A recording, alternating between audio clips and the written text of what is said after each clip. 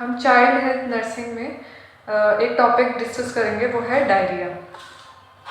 तो सबसे पहले डायरिया होता क्या है वो हम चेक करेंगे। डायरिया जो है, diarrhoea is not a disease. Diarrhoea क्या है? एक डिजीज़ नहीं है, it is a symptom. Diarrhoea एक सिम्टम है, it is a symptom of that occur due to abnormality in indigestion, absorption and secretion। बोल रहे हैं कि डायरिया जो है वो एक डिजीज़ नहीं है, डायरिया एक सिम्टम है। डायरिया जब कभी भी हमारे डाइजेस्टिव सिस्टम में डाइजेशन, एब्जॉर्प्शन और सिक्रीशन में प्रॉब्लम होती है, उसकी वजह से हमें क्या होता है, डायरिया कॉज होता है। अब देखते हैं कि डायरिया की डेफिनेशन क्या है। तो डायरिया की डेफिनेशन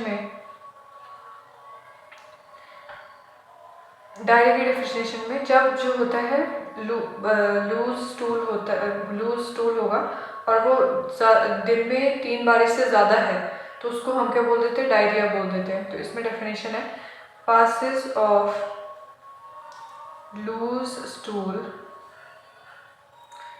और वाटरी स्टूल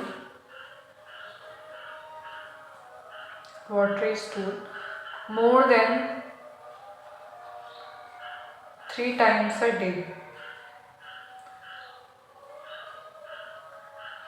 लेकिन अगर आपसे कभी पूछ दिया जाए कि एक पर्सन है, उसको स्टूल जो हो रहे हैं वो 3 टाइम से ज़्यादा हो रहे हैं और कंसिस्टेंसी 3 टाइम से ज़्यादा है और कंसिस्टेंसी उसकी वाटरी है, दैट मीन्स वो तो डायरिया हो गया।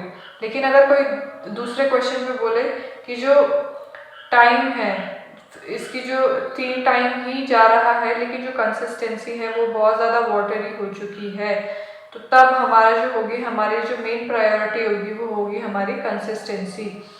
तो लिखेंगे consistency of stool is more important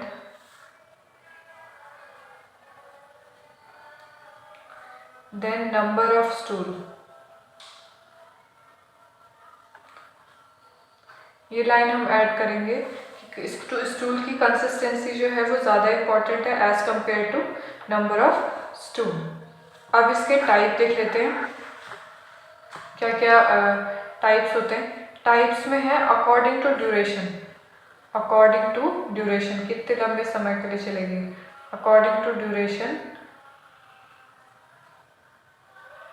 सबसे पहला है एक्यूट और दूसरा हो गया क्रोनिक। एक्यूट और क्रोनिक। एक्यूट मीन्स, तो एक्यूट डायरिया उसे हम बोलेंगे which last for less than 14 days, which last for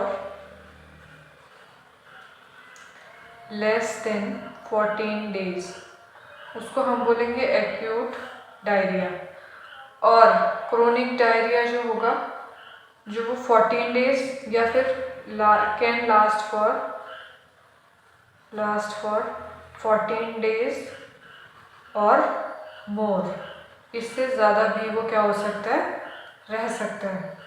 फिर है क्लिनिकल टाइप, ये थे अकॉर्डिंग टू ड्यूरेशन। अब है clinical type of diarrhoea. Clinical type of diarrhoea.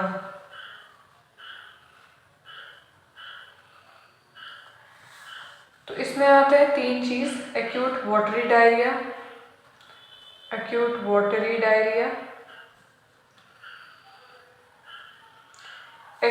Bloody diarrhoea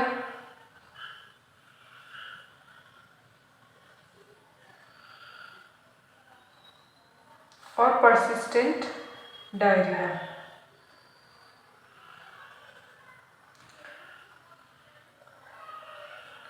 दोनों में एक्यूट लिखा हुआ है, मतलब ये क्या करेंगे, 14 डेज तक ही रहने वाले हैं। लेकिन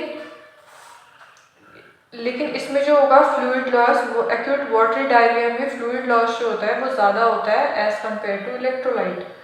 तो यही चीज़ हमें ध्यान रखनी है। तो फ्लूइड का लॉस क्या होगा, ज़्यादा होगा। Fluid loss is more, loss of fluid loss means water का लॉस ज़्यादा होगा। Water loss acute watery diarrhoea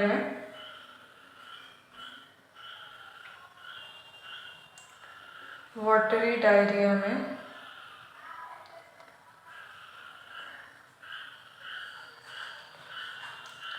remain for 14 days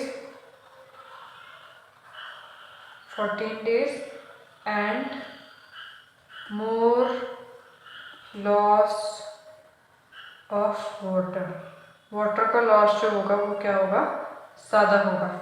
example में है, इसके एग्जाम्पल में है rice water diarrhoea, rice water stool या डायरिया जो देखने को मिलता है कोलेरा में, है जब हमें राइस वाटर डायरिया देखने को मिलेगा एक्यूट वाटरी डायरिया में। इसकी जो कॉम्प्लिकेशंस होती हैं, कॉम्प्लिकेशंस में होता है डिहाइड्रेशन,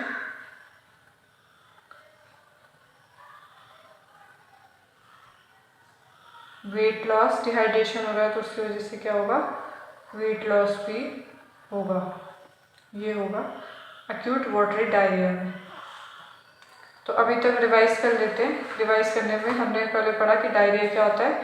डायरिया जो होता है, डायरिया एक सिम्टम, एक डिजीज़ नहीं है। डायरिया सिर्फ एक सिम्टम है जिसमें कि जब प्रॉब्लम हो जाती है हमारे डाइजेशन में, एब्जॉर्प्शन में और सिक्रेशन में।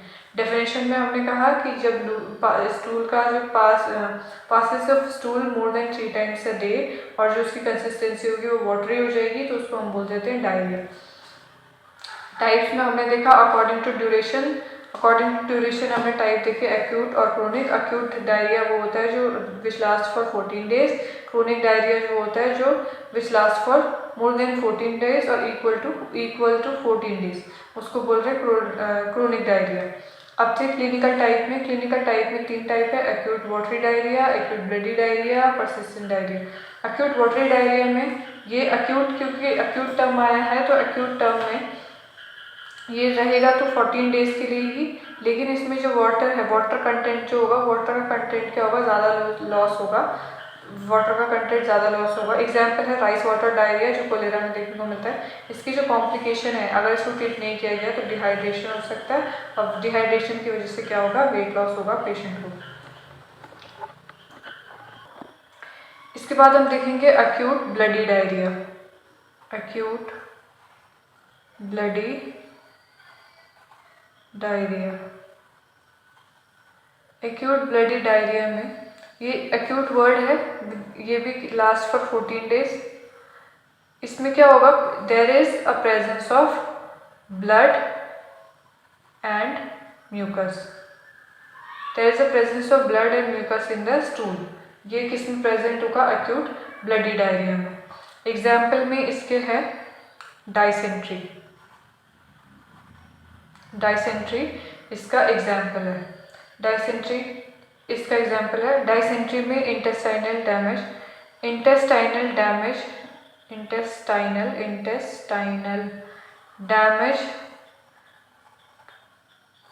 Can occur in dysentery. Dysentery में क्या हो सकता है, इंटेस्टाइन जो हो सकती है वो डैमेज हो सकती है। और सेप्सिस, इसमें क्या देखने को मिलता है, sepsis can be seen in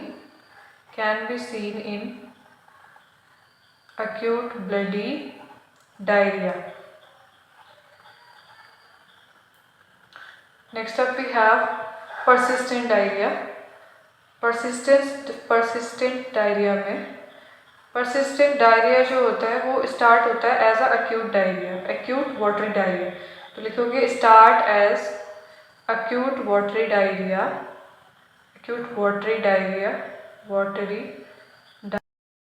start होता है। ये एक acute watery diarrhea के अकॉर्डिंग स्टार्ट होता है, लेकिन but last for more than 14 days, more than 14 days, more than 14 days तक ये रहेगा। और एक्यूट वाटरी डायरिया की तरह क्या होता है, शुरू होता है। और क्या होता है, इसकी जो कॉम्प्लिकेशंस हैं, कॉम्प्लिकेशन में क्या होता है, सीवियर डिहाइड्रेशन होता है। क्या होता है, सीवियर डिहाइड्रेशन। सीवियर डिहाइड्रेशन जब हम परसिस्टेंट डायरिया की बात करेंगे, जब सीवियर डिहाइड्रेशन होगा तो वेट लॉस भी होगा। वेट लॉस होगा तो इसकी वजह से क्या होगा, माल न्यूट्रिशन देखने को मिलेगा परसिस्टेंट डायरिया में। परसिस्टेंट डायरिया में माल न्यूट्रिशन देखने को मिलेगा। तो ये क्वेश्चन है कि विच डायरिया कॉजेज माल न्यूट्रिशन, तो आंसर होगा परसिस्टेंट डायरिया। आज के वीडियो के लिए इतना ही है। Thank you.